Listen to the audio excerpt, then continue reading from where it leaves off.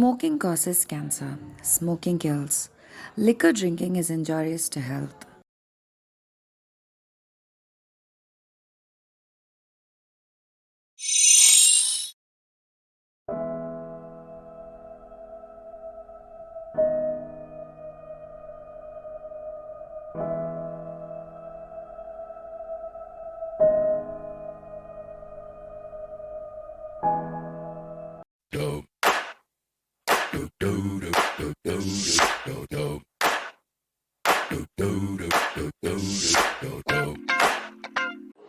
The third year of drought, Kabul, during the summer of 2000. During this summer, a store neighboring Rasheed's store catches fire, burning down his store as well. It was the time when Titanic fever has spread throughout the city.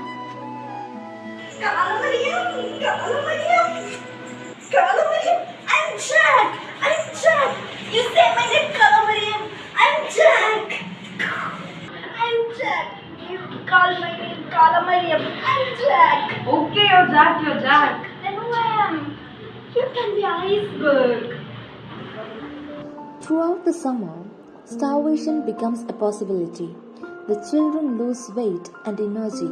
The entire family skips meals more often, and Rasheed had taken to stealing food occasionally.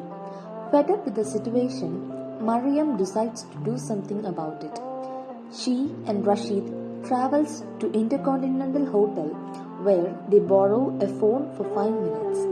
Mariam calls the mayor's office in Herat.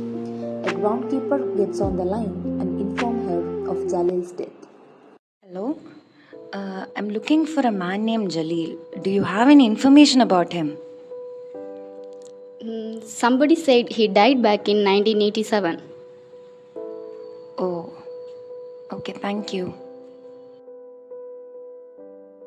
Useless, like daughter, like father.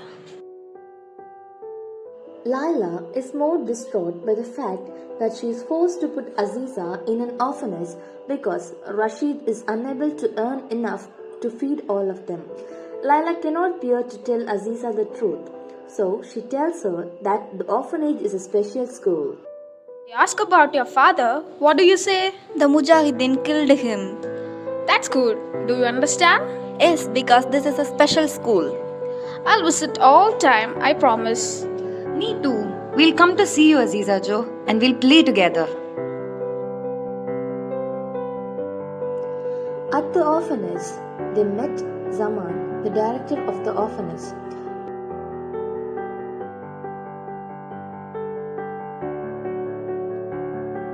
When it was time to leave, Zaman has to pry Aziza away from Laila, who is overcome with guilt and shame, feeling like a horrible mother. Mariam plays with Salmai while Tariq and Laila wait downstairs. Salmai is confused and angered by Tariq's presence and the fact that his mother is paying him attention.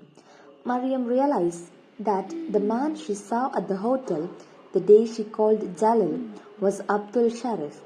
Mariam figures out that Rasheed must have paid Sharif to make up the story about Tariq's death in order to prevent Laila from leaving. Laila tells Tariq that she was led to believe he was dead. Tariq describes to Laila Muri, the beautiful place in Pakistan where he currently lives. Which foothill?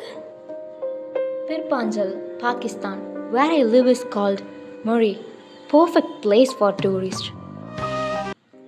The plot shifts to dinner that evening. Salmai tells his father about Laila's visitor. Rasheed immediately figures out who it was. Oh, Laila and Majnu reunited just like old times. You duped me. You lied to me. And you didn't lie to me about your harami. You take me for a fool, you whore. The action shifts back to Laila and Tariq. Tariq tells Laila that he spent 7 years in prison, but the connection he made in prison led him to his current employer, a hotel owner named Saeed. Laila also told him about Aziza. Tariq wishes to see his daughter. I want to meet her. I want to see her. I'll arrange it.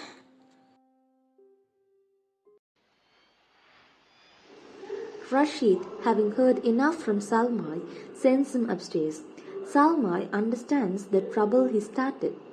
Just playing with Mariam. And your mother? She was downstairs talking to the man. I see. Teamwork. You're going upstairs, boy.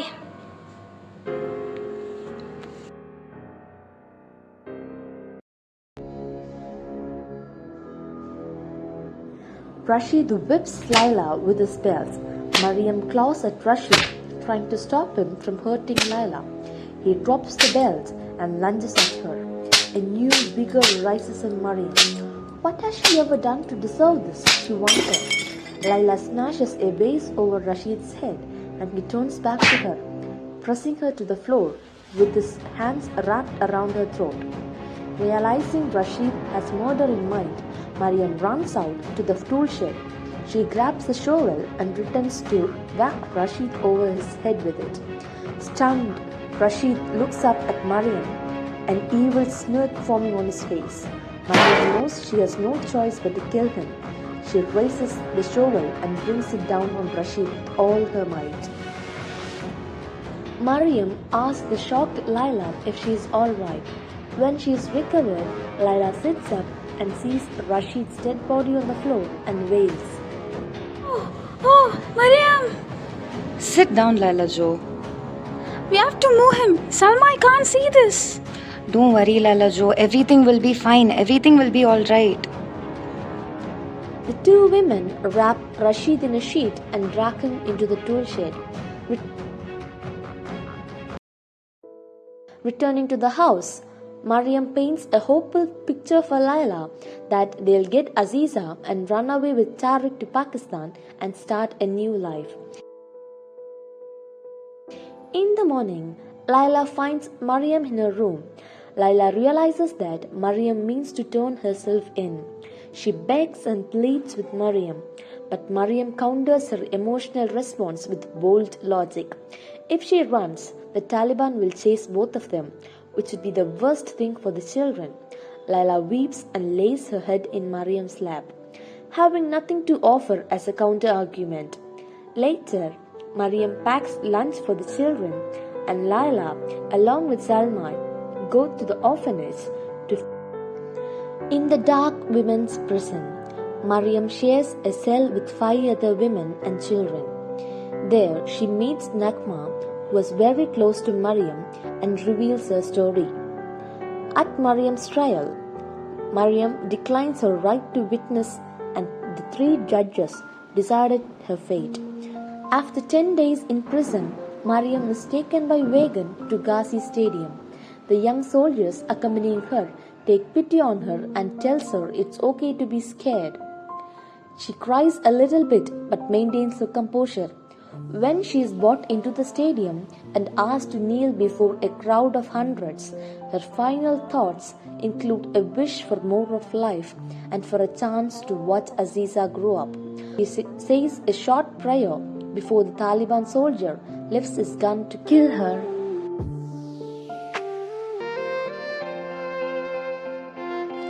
Shifting into present, Tariq, Laila and the children are in Muri, Pakistan. Laila and Tariq marry on the day of their arrival at Pakistan.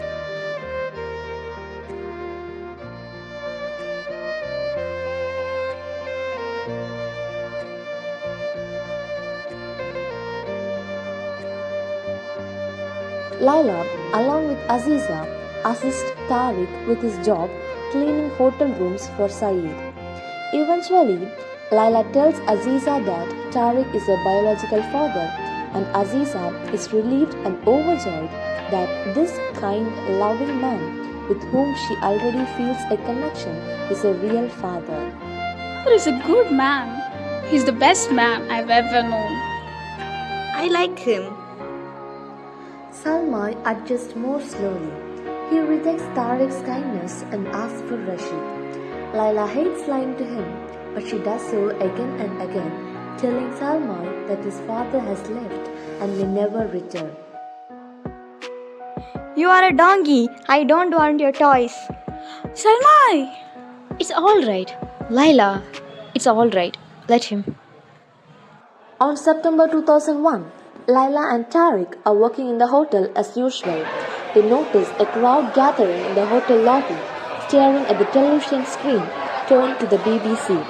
Laila and Tariq join the crowd and watch as the plane crashes into the second World Trade Center tower in New York.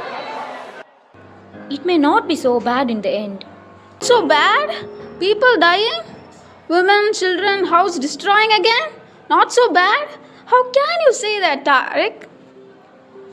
No, you misunderstood. What I meant was. I'm sorry, Laila. I'm sorry. I don't want to talk about this anymore. Laila enjoys her new life in Muri. She doesn't mind her work and she enjoys having some time off to tour around the countryside with her family. However, in July 2002, Laila suggests to Tariq that she'd like to move back to Kabul. Hamid Karzai has been named president and the Taliban has been driven out of every major city. I want to go back. Back to Kabul? Only if you want to. Are you unhappy here?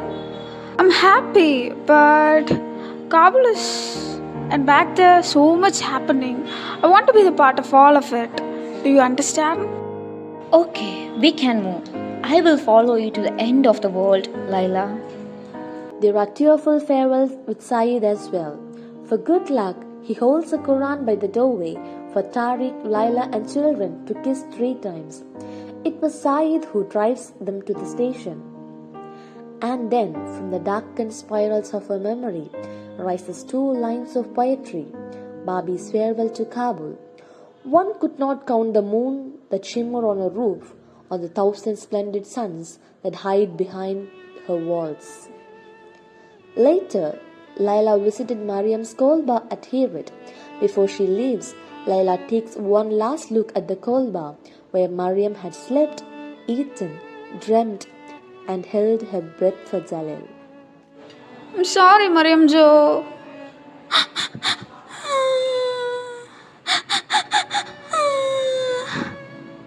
Goodbye, Mariam.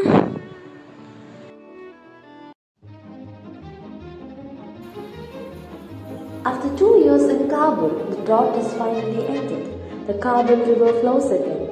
Laila and Tariq rent a small house in Dekmazan. Tariq has found work with a French NGO that pits landmine survivors and amputees with prosthetic limbs. Laila was working as a teacher in the orphanage where she left Aziza once. Mariam still visits Laila in her dreams, but she is never more than a breath or two below her consciousness. At the end of the novel, Laila becomes pregnant. Tariq, Aziza and Salmai were playing games, choosing name for the baby. But the game includes naming names only, because if it's a girl, Laila has already named her.